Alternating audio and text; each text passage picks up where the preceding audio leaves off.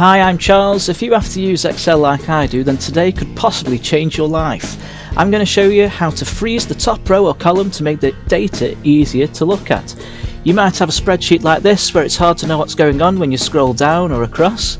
But if I click on View, then click on Freeze Panes, and then Freeze Top Row, boom, look at that.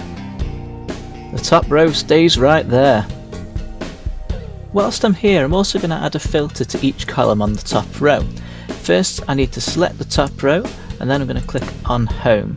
Then I'm going to click on Sort and Filter, this icon with the A, Z and funnel on, and click on Filter. Now I can select only the data I want to see, such as all of the customers from France, or maybe I could add a more complex filter.